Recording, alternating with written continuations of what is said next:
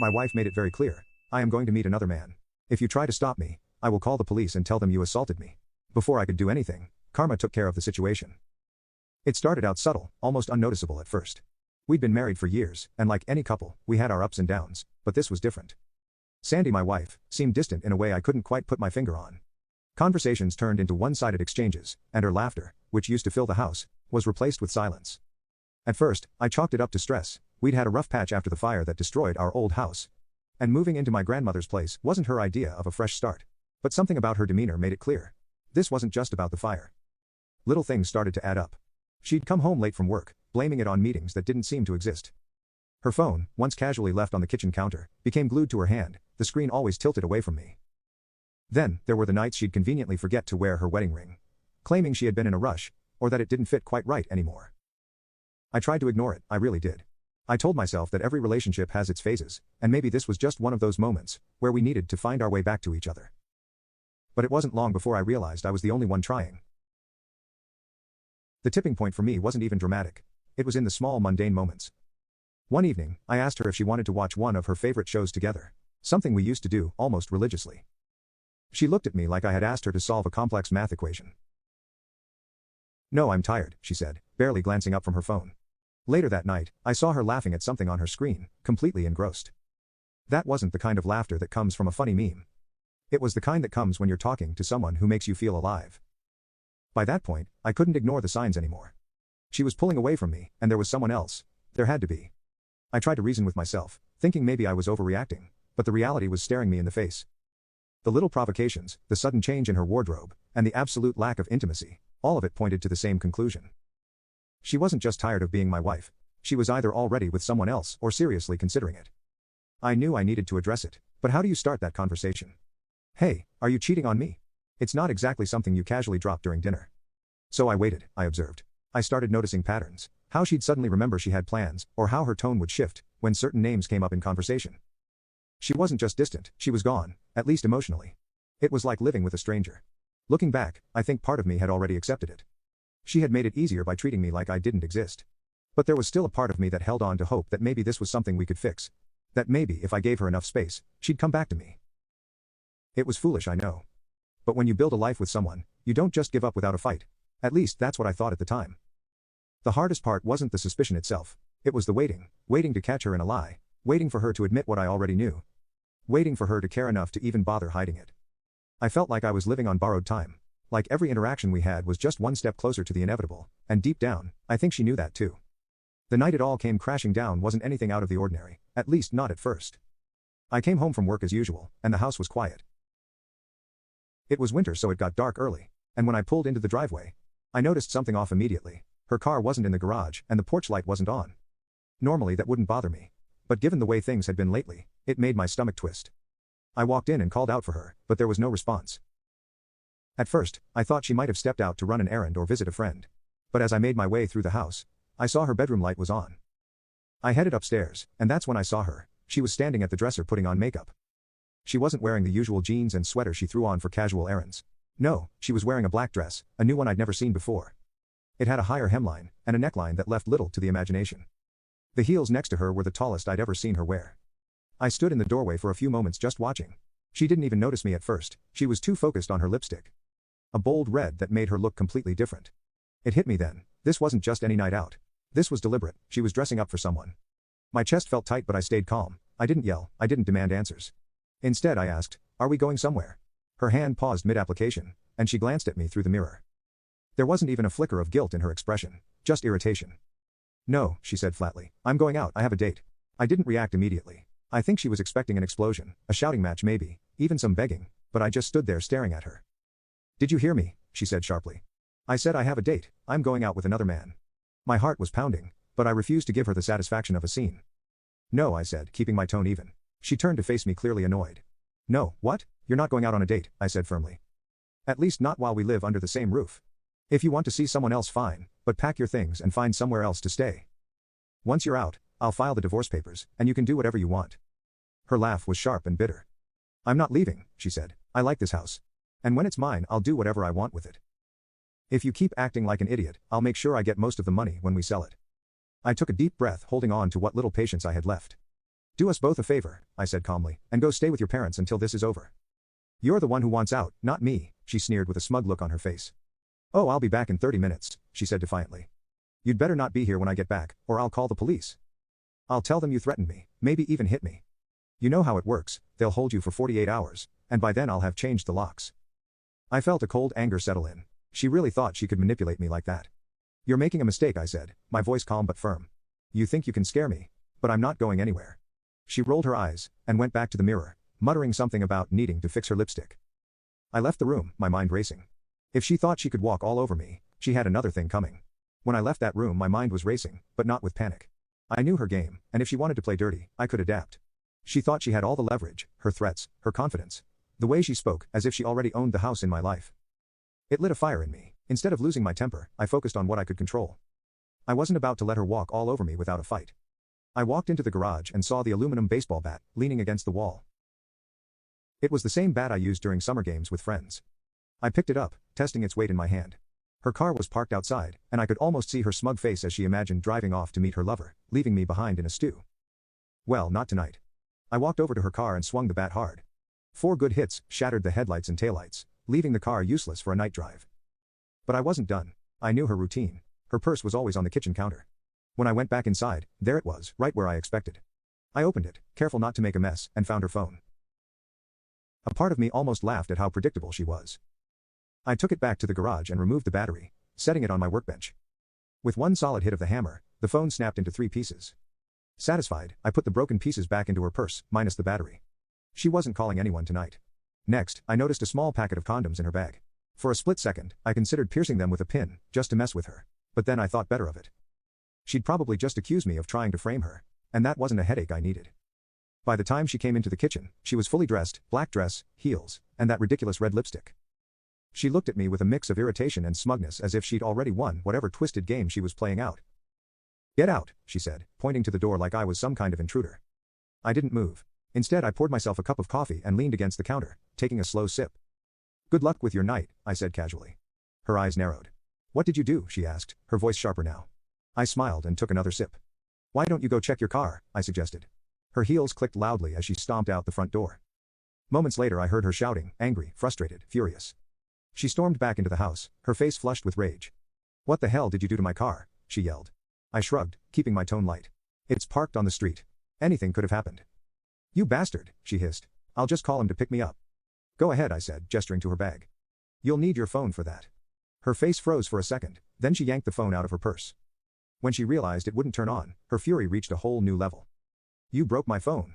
I leaned back and crossed my arms. Maybe you should have kept a better eye on it. At that point, she was practically vibrating with anger. She swapped her heels for sneakers and stormed out, probably thinking she could knock on a neighbor's door and borrow their phone. I watched from the window as she went from house to house, growing more and more frustrated when nobody answered. She was shouting by the time she reached the end of the block. I leaned against the counter sipping my coffee and waited. I knew it was only a matter of time before she found someone willing to help or got desperate enough to call the cops. Either way, I was ready. She thought she was in control, but by the time this night was over, she'd realized just how wrong she was. I didn't have to wait long before things took a turn, not the one I'd expected. As I sipped my coffee, I could hear her heels pounding against the floor above me, then silence. That was my cue to check what she was up to. I glanced out the window just in time to see her walking toward the garage. She wasn't going to give up on her plans that easily. The thing is, I knew Sandy. She was impulsive for sure but predictable in her desperation. She'd already figured out that her car was out of commission, and must have assumed I'd left my Suburban, the Beast as she used to call it, sitting in the garage just waiting to save her night. What she didn't know was that I'd disconnected the garage door opener earlier, in case she tried something exactly like this. I followed quietly and peeked through the side door as she climbed into the driver's seat of the Beast. The engine roared to life with a deep guttural sound that echoed through the garage. For a second, I thought about stopping her but decided to let her make her own mess. She pressed the garage door button. When nothing happened, she tried again. Frustration flashed across her face, but instead of stopping to think, she did the most Sandy thing imaginable. She hit the gas. The Beast roared forward, slamming into the garage door with a metallic screech that sent chills down my spine. The power of its 454 horsepower engine was too much for the old door. Tearing metal and cracking wood filled the air as the Beast burst out of the garage, dragging what was left of the door along with it.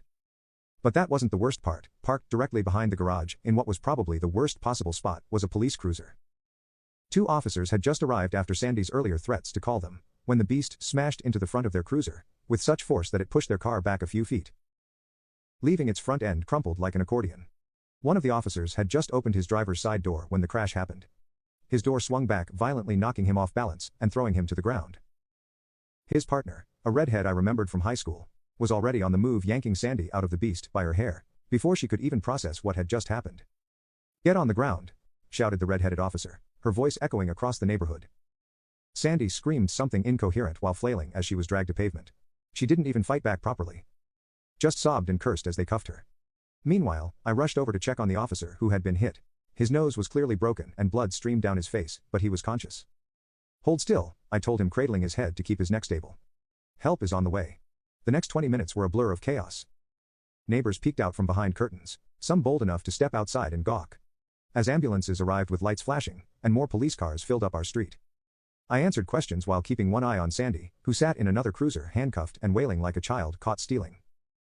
By the time things settled down again, Sandy was on her way to hospital with a bruised ego, a stiff neck from airbag deployment, and a growing list of charges: reckless endangerment, property damage, and assaulting a police officer with a vehicle, to name a few of them. As for me, I stood in the driveway watching the wreckage of the beast being hauled away. I should have been furious, but honestly, I just felt relieved. This wasn't just about the car or the mess she'd made of the garage. It was about finally having proof, undeniable evidence, that Sandy was her own worst enemy. For all her threats, her manipulation, and her arrogance, she had finally hit a wall, literally and figuratively. For the first time in months, I felt like I could breathe. The days following the chaos were a mix of police interviews, lawyer consultations, and awkward phone calls from mutual acquaintances who had heard about the fiasco. Sandy didn't waste any time making things worse for herself. After she was released on bail, paid by her parents of course, she withdrew almost every penny from our shared bank account. $9,000 gone in an instant, leaving me with a measly $1,000 to my name. I wasn't surprised. It was just another desperate move from someone who thought she was still in control.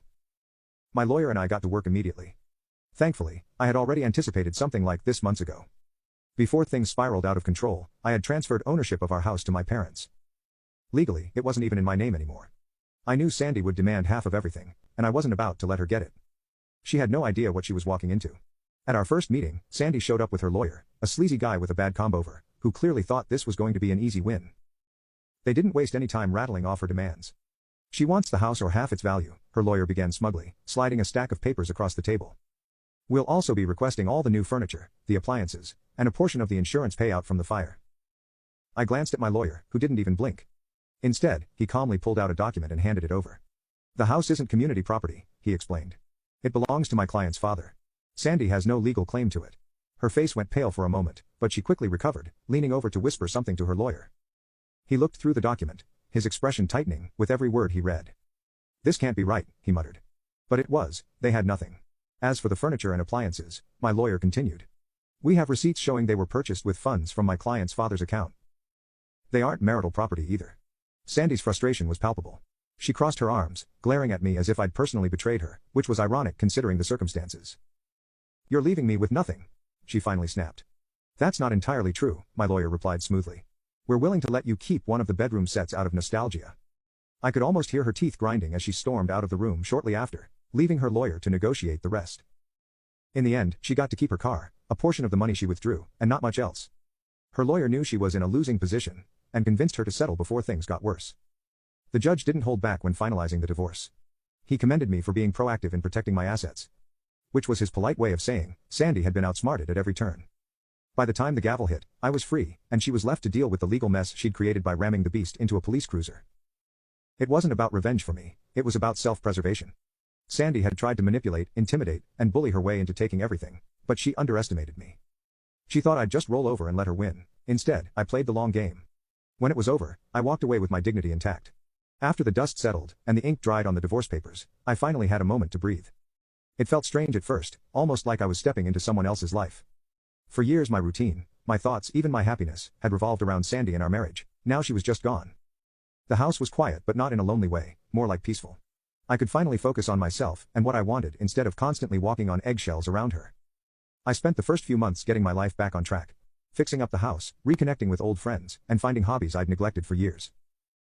It wasn't about distracting myself. It was about reclaiming who I was before everything fell apart.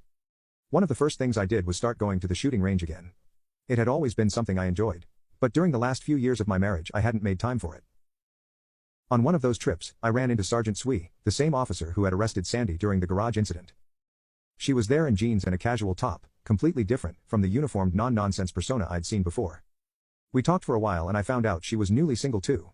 Her divorce had been messy, though not quite as chaotic as mine. One thing led to another and I asked her out. To my surprise she said, yes.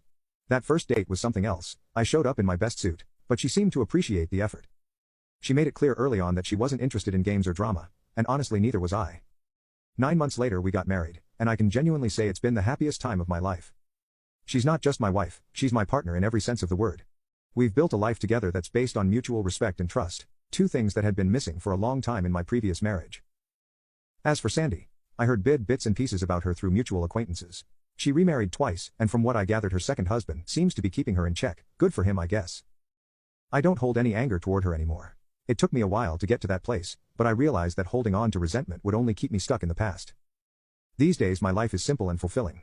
My wife and I recently celebrated our 25th wedding anniversary, with a river cruise in Europe. A trip she'd always dreamed of. Our kids are grown and doing well, and I couldn't be prouder of them. Just last week we handed over my grandmother's old house to our daughter as a wedding gift. It felt right, like a full circle moment. That house had been the site of so much pain and transition, but now it's starting a new chapter for her. Every now and then I think back to those chaotic days with Sandy. Not with regret, but with gratitude. They taught me a lot about who I am, and what I'm capable of handling. Life doesn't always go the way you plan, but sometimes it's the unexpected detours that lead you to exactly where you're meant to be. And standing here now, I wouldn't change a thing.